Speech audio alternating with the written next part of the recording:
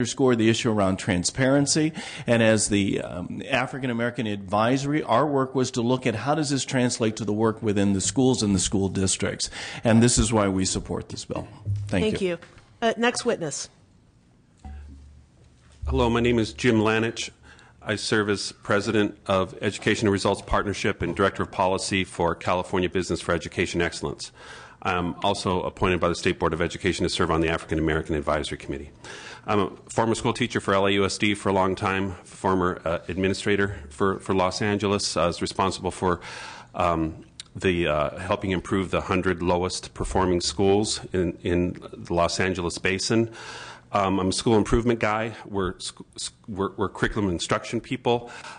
We want to know what's working and where it's working and what are these folks doing, how do we organize it, how do we replicate it, and how do we scale it, especially for the kids that have been historically hidden and historically dismissed and have not received the attention that they deserve. I have a list here of 1,000 schools in the state of California that serve 15,000 African American youth that we know nothing about. And we go to these places, we work with them, we help figure out what's working, what's not working. And when I go to the schools on this list and I talk about their African American subgroup, by the way, it could also be another, it could be Hmong, it could be English language learners. If it's less than 50 in number, or 15%, the response every time is, that's not a legitimate subgroup. And it's an unintended consequence of a very good focus that federal law has brought to our educational enterprise to figure out what's working for the kids who we have historically not paid attention to and have been swept into the averages.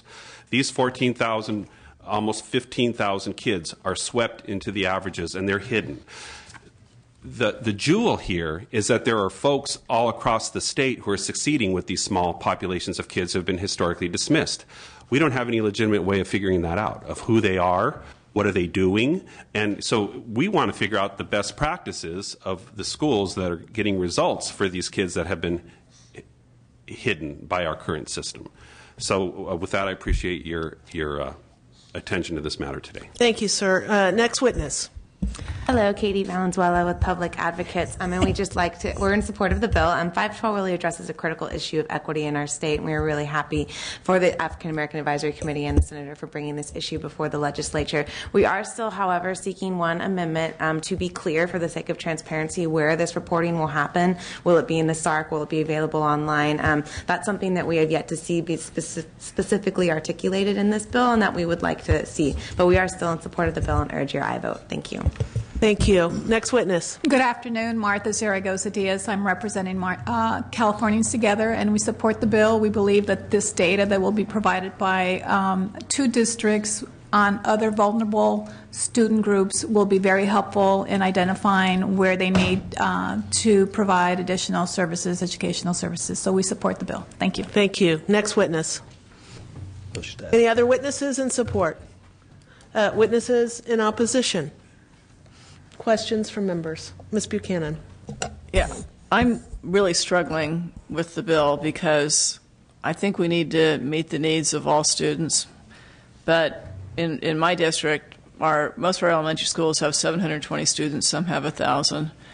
And if I'm doing an API and I'm reporting it out on 10 students, where, if you go kindergarten through 5th grade, that's 6th grade levels, I could have, 4 students and 2 students in 4 of the grade levels and 1 in the others, and I've got 10 students.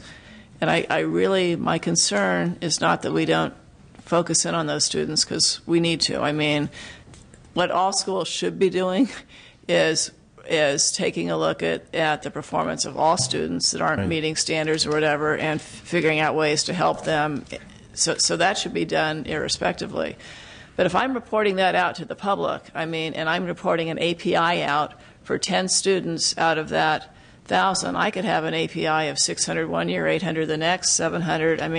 How do you keep this from not kind of creating a life of its own and people drawing very incorrect conclusions? Because the average person isn't going to look at that asterisk to say this is not a statistically significant group. So how do you balance the goal of making sure that we close the achievement gap, based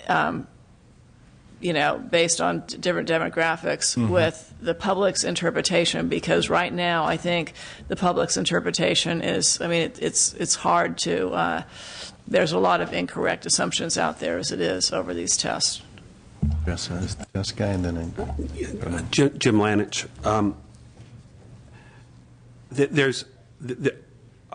We see this as a difference between transparency and reporting versus accountability. This is not an accountability measure. There are many, many schools with small numbers of kids in the state, 10, 15, who report out their data. There are many, many schools with 15 white kids that have to, for accountability purposes. So this is really no different. We don't see it as any different than that, except that they're a small group of an ethnic minority population. If they were white and in a small school district, this would not be an issue. It's automatically reported. So as far as the visibility goes, the transparency goes,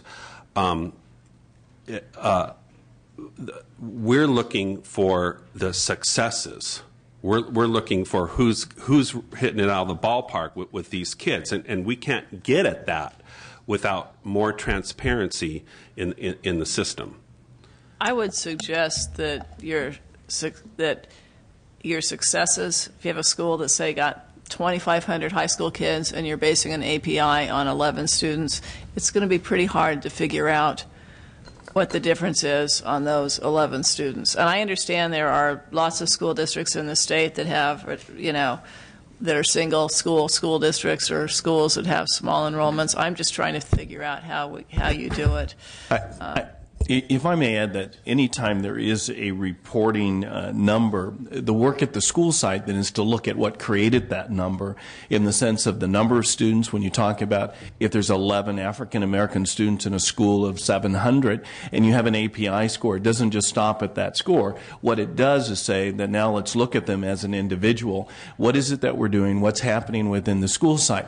Our role, as we started to look at through the African American Advisory, was to look at what is going to be the work that happens in closing the achievement gap, because that's what we need to have is the work at the school site. So you're right. I think in any reporting, any of our public that doesn't understand the work that happens at the school will take that API and say, this is this. Our work is then to take that and analyze it from each individual student, look at where we're at, what do we need to do for that student, and then we'll be reporting that information out in the same way. We really want this issue to be transparent.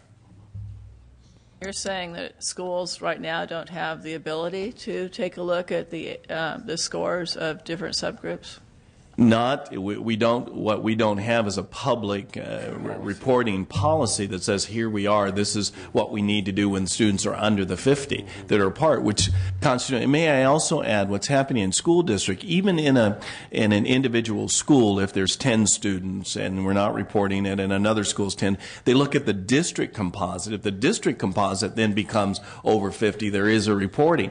And so the district is doing some of the work that needs to happen around that, but it really happens at the school site that they need that support, and that's one of the reasons why we look at this being on there. I would think it happens at both. I mean, if you have 11 students out of high school 2,500, right. And it's pretty hard to draw too many conclusions. If you're reporting it for a district, I would think the superintendent and the board, I would think you and your role would be saying, we have this achievement gap with this subgroup. Okay, principals, I want you to take a look at your subscores and tell me how you're going to focus in on closing the achievement gap. And I'm probably going to vote for this, but my only concern is the public drawing one more generalization about our schools, about the teachers, about the principals that may be valid or may not be valid, because I think we all know that 11 is just not a statistically significant number.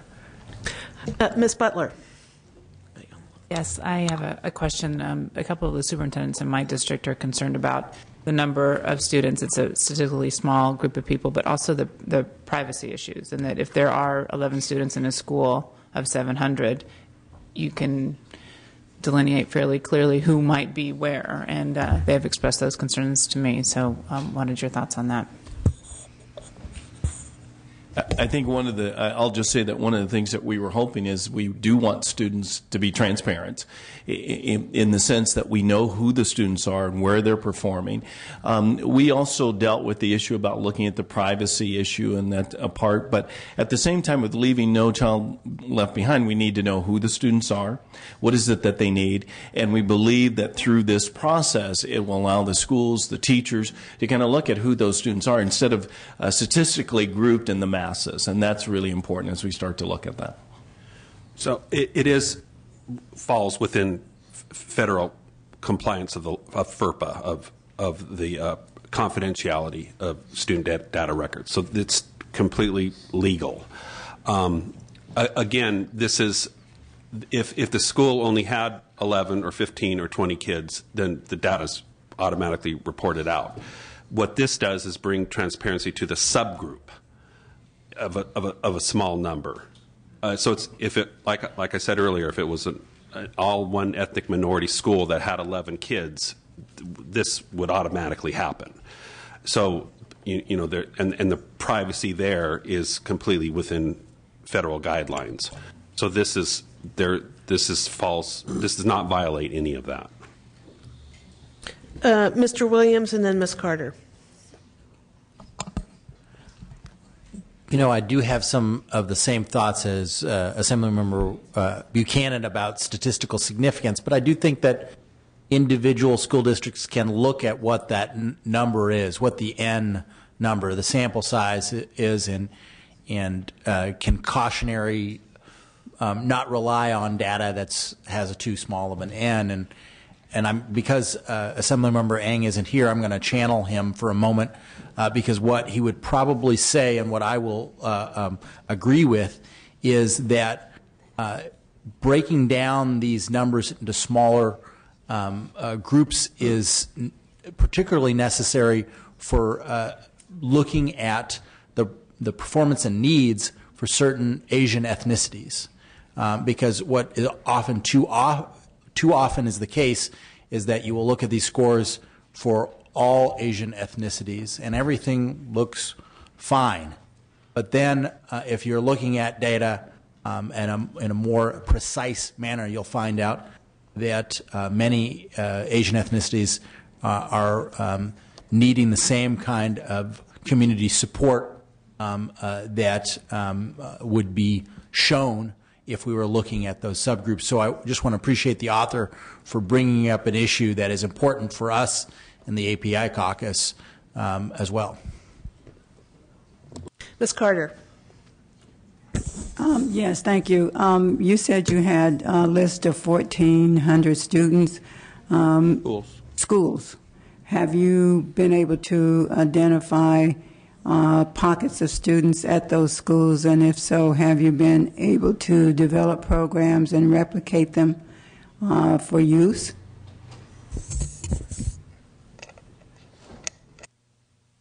The data is the first step, and figuring out who they are and where they are is the work that we're doing now.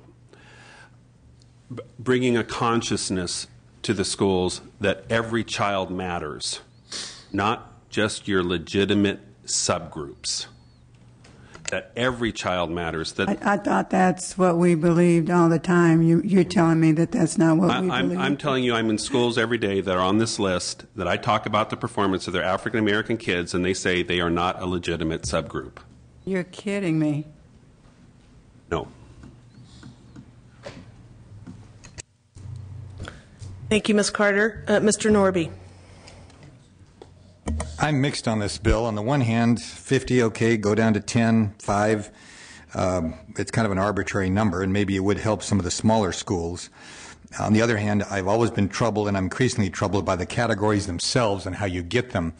A kid is categorized black because of what he checks, or Asian or Latino. Can he check several, and how many different subgroups potentially are there in the school? Are there, 3 or 4? Are there 10? Are there 12? We've talked about, one of my colleagues talked about all the different Asian subgroups. I know there are probably a dozen of them or more. So how far down does this go? This is all federal law. Okay, and how many subgroups are there that could legitimately be if there are 10 or more? 11. Correct. Okay. Pacific Islander is one, and then within Pacific Islander, we have data on the Hmong, Hawaiian, the Korean, the Hawaiian. Oh, no. Okay, now Korean's not a Pacific Islander. You're talking about API or Asian. Okay. Yes, well, they're in by federal law. So these are federal guidelines. Placed in the Asian category. Indians count as white or Asian? They have their own subcontinent. Yeah. Pakistanis, Native Americans are one. Armenians, Arabs. I mean, there are a lot of different ways you can break down these things. You know, and they change. Yeah, you know, right. That's a whole world of itself. But it goes to the legitimacy, because if we're looking at a moving target, I mean, even among Black Americans, you've got immigrants from Jamaica, you've got those that were just out of Alabama for a generation, and there are differences within that group as well. I taught at a school, Brea Linda High School, which is suburban Orange County high school that I don't know about now, but definitely it had, when I was there, it had fewer than 50, but more than 10. So it's probably one of the schools on your list. If not, it would have been when I was there. And so it would be a school that was affected, although even among some of those kids, you had a number of Barack Obamas in there that, you can count them in a lot of different ways, and that's good. That shows progress. I could tell you just anecdotally, I didn't look at them, but I had a lot of them as students. Their performance wasn't any different than any of the other kids. And if you find that, I don't know what good that information does you. Maybe it shows you that, hey, if they all move out to the suburbs, no matter what race they are, and they all live in similar houses, they're going to have similar test scores. And that's, I guess, good to know, but then I don't know how it helps you with others that may not have had that same background. So I see this as fairly benign, but I'm not sure how the information would be used. And I am still concerned, especially among many groups, as to how they're categorized. I've got my 3 stepkids. Their mom's from Honduras. Their dad was German American. So I don't even know what the school says them. And I say when I tell them when they get the forms, just leave it blank. So I don't know if the teachers then fill it in or what. And you've got lots and lots of kids like that, and they're going to be more and more than ever. So it's an important thing to address. It's hard to get your handle around it. I appreciate more discussion on this, but those are my comments. Thank you, Mr. Norby. I think it's an important discussion. It's federal issue, but the whole reauthorization is happening, so maybe it's an appropriate time. But I think, as the author and the speakers have said, we're not here to change federal requirements at the moment. And I personally think that this is a really good bill. I was, when I first read it, I was very happy, and because I think this is about really drilling down further, making sure those kids aren't lost in the averages. And while there's no accountability in terms of the federal guidelines, there's accountability to ensure that those adults, those teachers, those principals at those schools are, by making it transparent, have a responsibility to really work with those kids to understand where their deficiencies are, and give them the extra help that they need to move them along, so that they're not failing in school, but they're succeeding in school. And so I think the valid test score issue by the asterisk, it makes it quite clear that if it's not a large enough population to make conclusions, but if we're looking at the individual child, and that's what this is about, is trying to leverage schools to be looking at kids and their individual performance and giving them the help and the assistance they need. So I think it's a very good bill, and I'm very happy to support it today. Any other questions or comments? The motion is due pass as amended to the Appropriations Committee. Senator, would you like to close on this bill? I just appreciate the the consideration by the committee. We know how important data is now as we try to understand how we can make our educational system more effective, especially for those who are left behind. This is a responsible use of data, we think, that will be very important, one that other states are also using. We're not out here by ourselves floundering around. We've agreed to put an asterisk by the number so we can identify where it came from and what it means. And so I think that the hard work that the African American Advisory Committee of the State Board of Education has done over the past year or so has been a very important start. And so we appreciate their input, and we hope we can get your support. Thank you. And I realize that I don't have a motion or a second on the bill. Moved by Mr. Amiano, seconded by Ms. Carter. And again, do pass as amended to appropriations. Will the Secretary call the roll? Brownlee? Aye. Brownlee, aye. Norby? Aye. Norby, aye. Amiano? Aye. Amiano, aye. Buchanan? Butler? Butler not voting. Carter? Aye. Carter, aye. Ng? Gaines? Aye. Gaines, aye. Morrell? Wagner? Williams? Aye. Williams, aye. 6 votes. Your bill is up. Thank you. Thank you very much. Now we will move to SB 402 by Senator Correa. Item 7 in our agenda.